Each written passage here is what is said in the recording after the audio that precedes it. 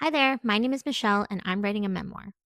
In this video, I'm going to talk about how I used AI in my writing process. So, part of the reason why I want to record this video about how I used AI in my writing process is so that I have documentation of how exactly I used AI in my writing process while it's still fresh in my mind. So that a year from now, if anybody ever asks me, so, what did you exactly use AI for in your writing process? I will have this video that I can refer back to that will tell me exactly how I used it.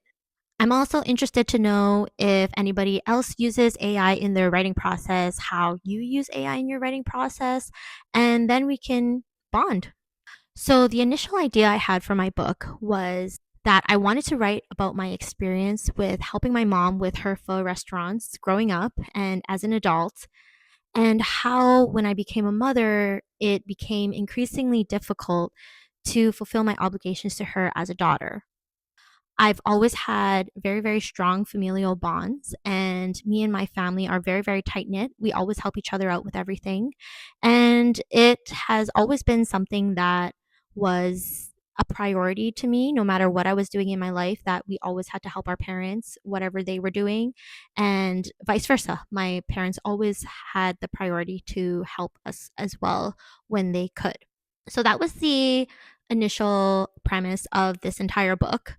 So when I started writing my memoir, it started out with me writing the scene or the event of the mental breakdown that I had in early motherhood, having two young babies and probably hormonal, just no longer feeling like I could function or operate my life the way that I had previously operated, holding all the balls in my hand when I only have two hands and I'm trying to hold like 10 bowling balls in my hand. If that's kind of explains where the mental breakdown came from and what it felt like.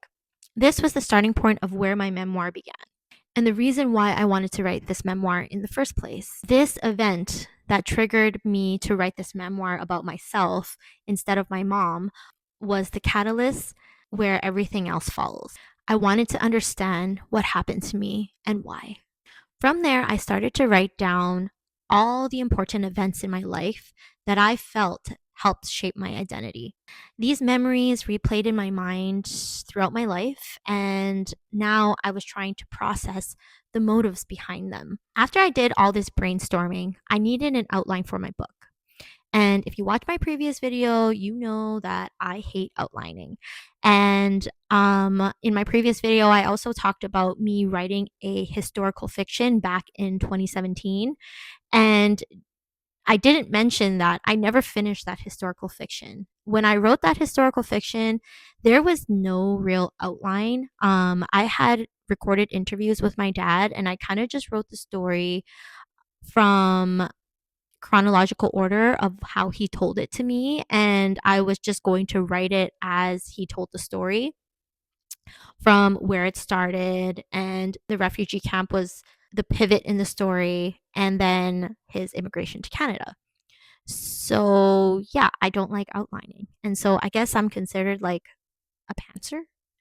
But obviously that didn't work out for me because I didn't finish, and so this time around I thought, oh, there's AI. Maybe AI can help me create an outline. And maybe once I have an outline, it'll actually help me write a book from start to finish. So, what I did was I took the scenes and the memories that I had written down. Some of them were already kind of scenes, and some of them I just jotted roughly as memories. So I ordered them all into chronological order. And after that, it was about 6 pages on Word doc, and I pasted it into ChatGPT and asked it, can you create me an outline for my memoir? And so it did. ChatGPT created me an outline that broke down my story into 3 parts. And it's just the classical 3 part structure of most novels. I do have a rough understanding of the outline structure of a novel, but obviously I don't like doing it. So that's why I contracted ChatGPT to do it for me. Don't hate me. So it broke my book into a 3 part structure for me. But what it did was something that I didn't expect it to do and what I did not ask it to do. It named the 3 parts of my book for me. And so the first part was learning that high functioning equals worth. The second part was performing high functioning. And the third part was motherhood breaks that system. Then it helped me divide all of my ideas that I already had written down on the page into each of these three parts. Something that I could have just done on my own, but ChatGPT loves going above and beyond for people, so it just did it for me. Very early on in my writing process, and having ChatGPT kind of be there for me as an outsider to give an opinion, whether it's a good opinion or not, it helps me rethink about my identity that I had never thought about before. So I knew from that point that as I continued writing, that this memoir would get shaped and it might change the way I see myself. And that was the point, right? Because I'm writing this memoir to understand myself and understand my circumstances and why I ended up the way that I did in motherhood. Okay, so I had this outline and it was very detailed. That was really nice because it helped me frame my chapters to very consistent questions. So each chapter was anchored in a setting. It answered the question, why is this relevant to my identity? And answered the question, what did it mean to me at the time? And sometimes, what does it mean to me now? Then I spent many, many nights converting all of these memories and rough scenes into real full length scenes and also adding narration to my story. At first, in the very early stages, I'd write a chapter and then I would paste it into ChatGPT and prompt it with something like, edit this for me. My intention was for it to help me with grammar, pacing, and readability. At first, I felt like it was making my writing better. It was clear, concise, and straight to the point. Each sentence was like 5 words, and there was no paragraphs. It was just line, line, line, line. Sometimes I'd read it back and I'd literally think to myself that it feels like someone cut off my tongue while I was writing. So I started using a different prompt instead. Every time I would write a chapter, I would enter it into ChatGPT and say, please give me high level feedback, do not rewrite. And then it gives me some positive external validation, which I really like. It usually highlight a section and tell me that I needed to tighten this. And interestingly, when a human actually looked at my manuscript, she actually suggested that I needed more description, more world building, more character profiles. And here AI is telling me I need to tighten everything. So as I was doing this, I ended up deleting a lot of the descriptions that I wrote.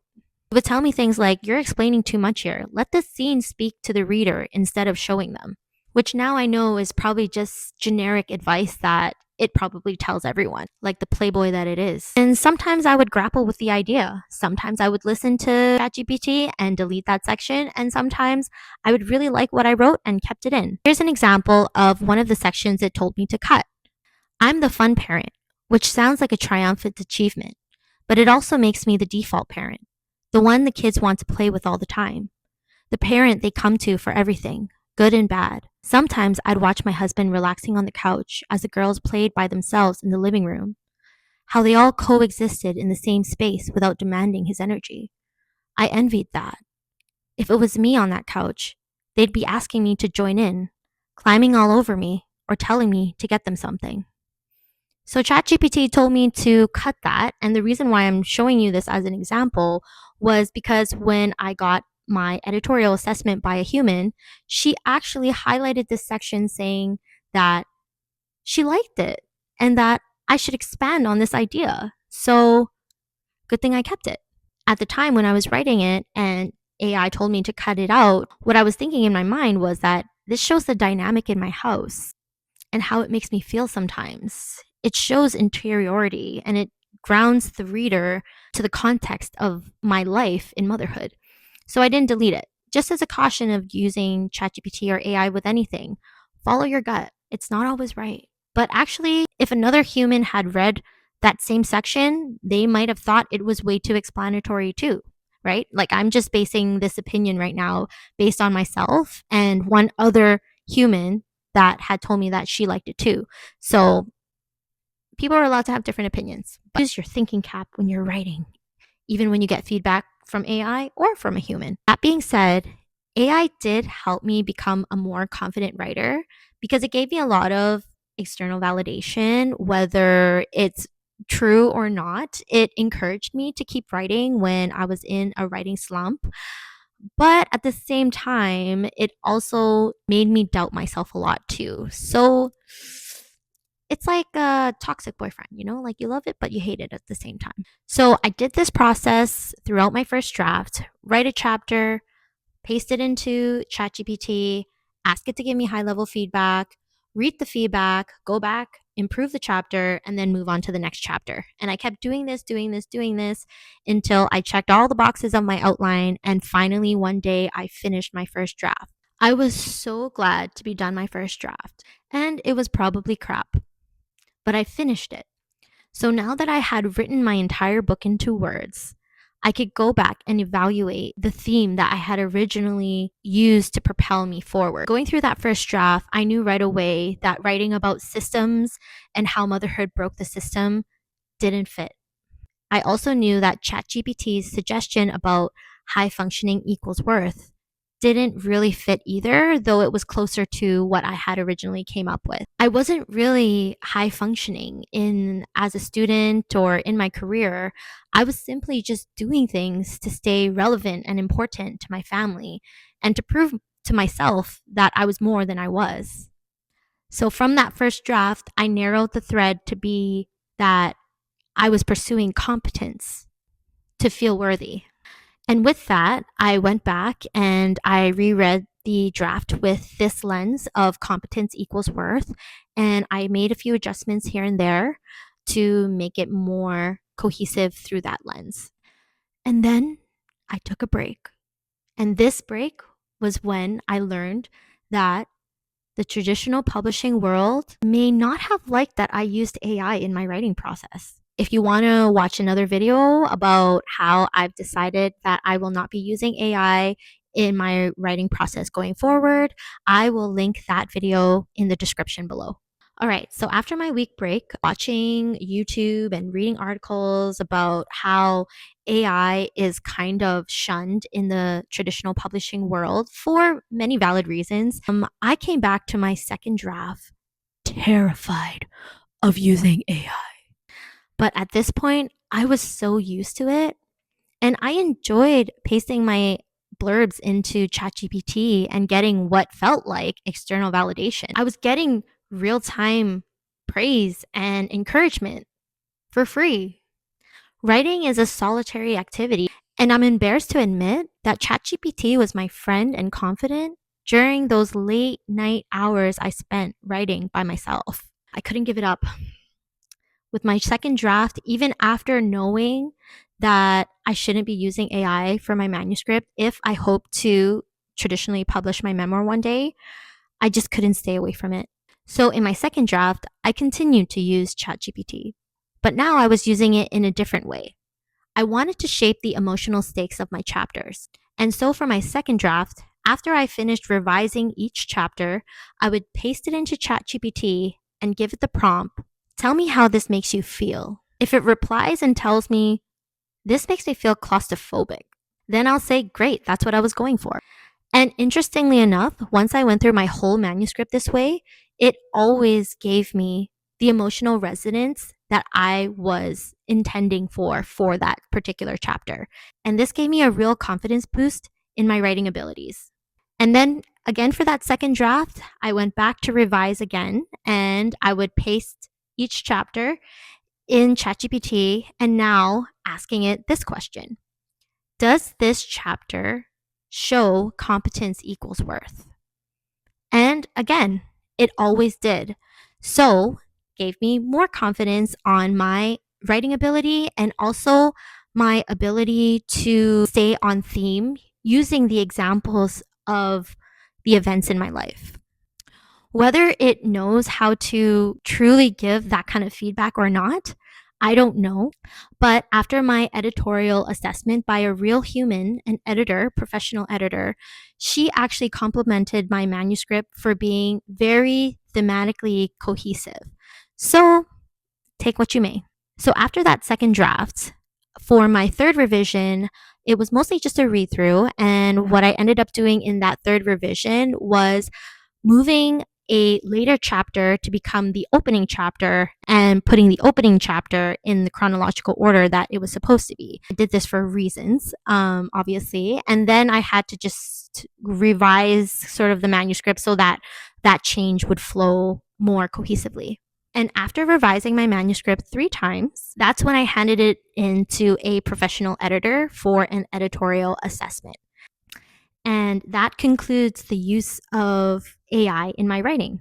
Because if you watched a previous video of mine that is titled Ditching AI in My Writing Process, I've decided that it's going to be a fun challenge for me from today moving forward to no longer use AI in my writing process. And I am going to improve my craft through analyzing other people's memoirs as well as craft books, and also just the process of revising and possibly maybe beta readers down the line. We'll see. But yeah, this was a really long video. I hope that it helped you in your own writing process, or maybe help you think about how you use AI. And so yeah, so that concludes my video on how I used AI in my writing process. If you want to follow my journey of writing this memoir, please subscribe. And if you like this video, please give it a thumbs up. I don't know how to do the little icon things yet. And actually, I'm holding the mic to my mouth right now because I sent my YouTube video to my sister and she said, "Your voice is so quiet in your videos." And I said, "Well, I'm clipping my microphone to my shirt, so maybe I need to hold it to my mouth to make myself sound better." Anyways, until next time, bye bye.